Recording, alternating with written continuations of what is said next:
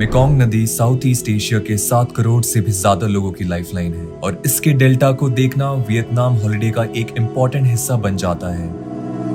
Mekong नदी को देखने के लिए यहाँ के लोकल ट्रांसपोर्ट, बस, बोट और टैक्सी राइड का इस्तेमाल किया जा सकता है। 40,500 स्क्वायर किलोमीटर के इस रीजन में कई नदियां, स्वैम्प्स और आइलैंड्स का नेचुरल रिवराइन सिस्टम है। सेडिमेंटेशन प्रोसेस ने दुनिया के इस हिस्से को पैडी कल्टीवेशन के लिए परफेक्ट जगह बना दिया है।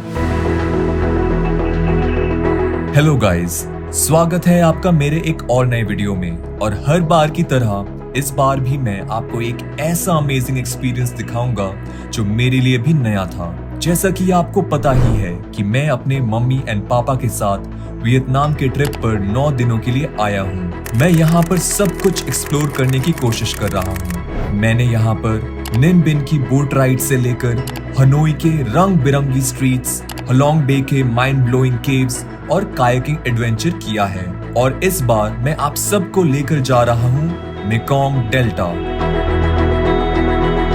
वियतनाम एक फैमिली हॉलिडे के लिए बिल्कुल परफेक्ट डेस्टिनेशन है और मेकोंग नदी का ट्रिप इसका फिटिंग कंक्लूजन।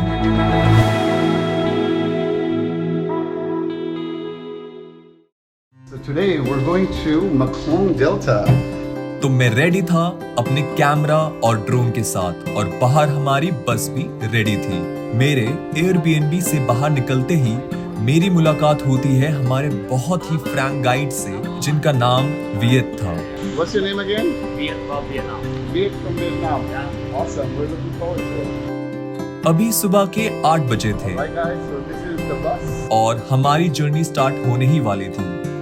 क्योंकि ये एक ग्रुप ट्रिप था तो हमारे साथ और भी टूरिस्ट थे बस में।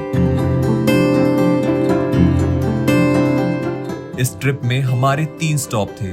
सबसे पहला एक बुद्धा टेम्पल, फिर उसके बाद एक बोट राइड और फिर लास्ट में हमें जाना था यूनिकॉर्न आइलैंड, जो कि एक बहुत ही खूबसूरत विलेज है। एक क्विक स्टॉप के बाद हम निकल गए और पहुंच गए अपने पहले स्टॉप पर, जिसे विन ट्रैंग पगोड़ा के नाम से जाना जाता है।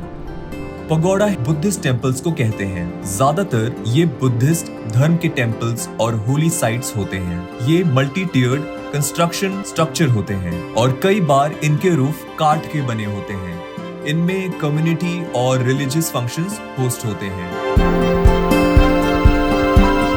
ये पगोड़ा मेकोंग डेल्टा के सबसे एंशिएंट पगोड़ा में से एक है, जिसे एक बुद्धिस्ट मॉन्क ने फंड्स कलेक्ट करके 1849 में बनवाया था। इस ब्यूटीफुल स्ट्रक्चर को वहां की गवर्नमेंट ने नेशनल हिस्टोरिकल और कल्चरल रेलिक की रिकॉग्निशन दी है। ये सुंदर पगोड़ा 2000 स्क्वायर मीटर्स में फैला हुआ है, जो चारों तरफ से हरियाली से घिरा हुआ है। यहाँ भगवान बुद्ध के 3 बड़े बड़े स्टैचूज भी हैं, जो अलग अलग ह्यूमन इमोशंस को दर्शाता है। पहला स्टैचू, जिसे द स्टैंडिंग बुद्धा कहा जाता है, जो रिप्रेजेंट करता है कंपैशन और पीस को। और दूसरा statue the laughing Buddha. Laughing Buddha तो बहुत ही फेमस है। इनके छोटे छोटे स्टैचू तो आपको ज्यादातर हर घर में मिल ही जाएंगे। ये रिप्रेजेंट करते हैं हैप्पीनेस, वेल्थ और लक को। And the last statue is the reclined Buddha. ये स्टैचू लेटे हुए गौतम बुद्ध को सिंबलाइज करता है, जो अपने जीवन काल के दौरान निर्वाणा तक पहुंचने के लिए और पुनर्जन्म और मृत्यु के चक्र से मुक्त होने के लिए जाने जाते हैं। हमारे गाइड ने हमें 20 मिनट का टाइम दिया घूम कर आने के लिए।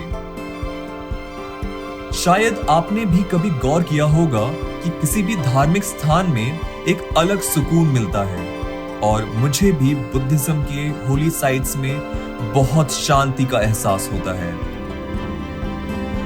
यहाँ पर अलग सी एक शांति थी और वहाँ के ट्रेडिशनल म्यूजिक तो मुझे एक अलग ही फील दे रहे थे।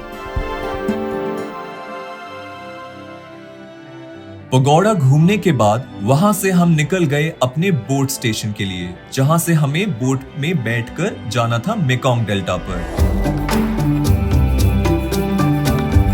वहां पहुंचकर हमें दिखी हमारी मोटर बोट अपना सारा इम्पोर्टेंट सामान लेकर मैं मम्मी और पापा के साथ बैठ गया था अपने मोटर बोट में, जो हमें लेकर जाने वाली थी 70 किलोमीटर दूर एक विलेज में, जहां जाकर हमें अपनी अमेजिंग बोट राइड करनी थी।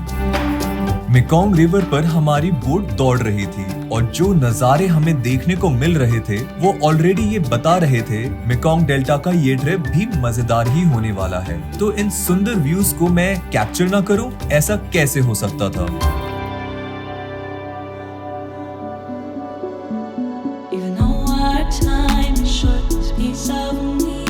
फाइनली मोटर बोट राइड के बाद हम आ गए थे इस स्टॉप पर। चारों तरफ से हरे भरे पेड़ पौधों से घिरे हुए गार्डन से होते हुए हम एक लोकल रेस्टोरेंट पर पहुंचे और फिर वहां के local banana chips and honey tea try किया। फिर मुझे पता चला कि यहाँ पर पाइथन भी है।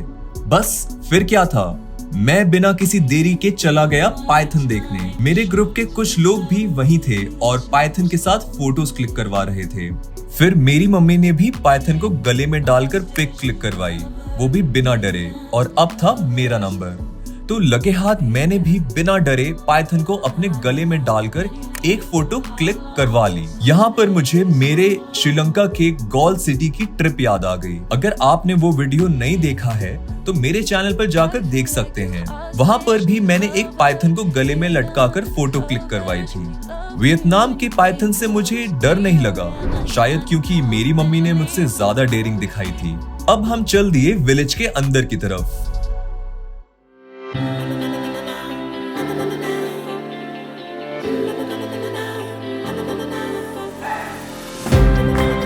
यहाँ पर हम अगेन एक कैफे में आकर बैठे, जहाँ पर हमने कुछ एक्सोटिक फ्रूट्स ट्राई किया और साथ में एंजॉय किया ट्रेडिशनल वियतनामीज म्यूजिक। अब हम बढ़ गए आगे की तरफ जंगल से होते हुए और कई छोटी छोटी कैनाल्स भी हमें दिखी, जिनके किनारे चलते हुए हम आगे बढ़ने लगे। मेकोंग डेल्टा में कोई भी खेती जल्दी हो जाती है। इस कोकोनट ट्री को देखिए, पूरी तरीके से फ्रूट से भरा हुआ है। कुछ देर चलने के बाद हम पहुंच गए थे उस जगह जहां हम एक्सपीरियंस करने वाले थे मेकोंग डेल्टा को, और वो भी इन छोटी छोटी बोट्स में बैठकर, जिसमें एक बार में 3 से 4 लोग ही बैठ सकते हैं। पर वहां पहुंचते ही बारिश स्टार्ट हो गई, जिसकी वजह से हमें एक शेल्टर में रुकना पड़ा। और इसी मौके का फायदा उठाते हुए मैंने एक बियर पी लिया। बियर की बोतल खोलने पर मुझे ये पता चला कि इसमें एक राफल होती है, जिसमें मैंने जीता पूरे 10,000 वियतनामीज डोंग, जो हमारे इंडियन 30 रुपए के आसपास हुआ। ये ज्यादा बड़ा अमाउंट तो नहीं, बट डील बुरी नहीं थी। 10 मिनट में बारिश रुक गई। बोट में बैठते हुए हमें वहाँ की ट्रेडिशनल हैट्स दी गई, जिसे नॉन ला कहा जाता है। आपने पहले भी ये हैट्स कहीं न कहीं जरूर देखी होगी। गाइड ने बोला कि वो अपनी मम्मी को काफी मिस करता है, क्योंकि वो उनसे दूर रहता है। गाइड ने केयरफुली पहले मेरे पापा एंड मुझे बैठने को कहा और फिर मेरी मम्मी, एंड वो खुद बैठने वाला था। गाइड के साथ बातें करते हुए हम निकल पड़े इस सुंदर विलेज की सैर पर। रास्ते में फिर से बूंदाबांदी हुई। इससे बचने के लिए हमने खुद को प्लास्टिक से कवर कर लिया। हालांकि बारिश हो तो रही थी, बट ये कहीं न कहीं हमारे इस बोट राइड को और भी बढ़िया बना रही थी। दोनों तरफ हरे भरे पेड़ और बीच में बहती नदी में हमारी बोट, अलग ही मजा आ रहा था। करीब आधे घंटे की बोट राइड के बाद हम अपनी मोटर बोट से आ गए कुछ खाने पीने के लिए।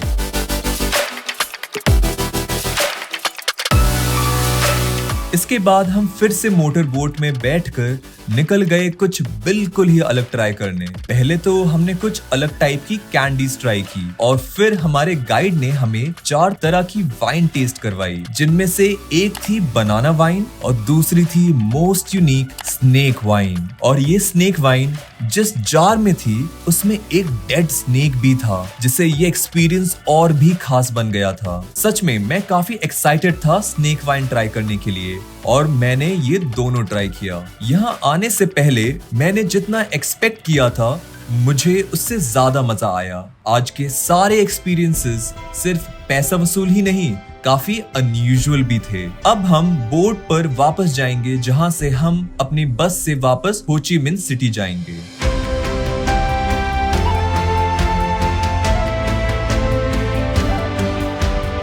तो मैंने आज की पूरी ट्रिप वाइटर के थ्रू बुक की थी और इसके लिए मेरे ऑलमोस्ट 2500 इंडियन रुपीस खर्च हुए, जिसमें फूड भी इंक्लूडेड था। तो अगर आप मेरे बाकी के वियतनाम ट्रिप को भी देखना चाहते हैं, जहां पर मैंने किया है अमेजिंग बोट राइड निन बिन में, हेलोंग बे में केव को एक्सप्लोर किया, हिस्टोरिक कूची टनल्स में जाकर देखा कि वियतनाम वॉर के टाइम पर कैसे सोल्जर्स ने दुश्मनों का सामना किया, और भी बहुत कुछ, तो आप मेरे चैनल पर जाकर देख सकते हैं और मेरे चैनल को सब्सक्राइब कर सकते हैं। अगर आपको ये वीडियो अच्छा लगा हो तो इसको लाइक कर दीजिए। मिलता हूँ आपसे नेक्स्ट वीडियो में। Bye bye.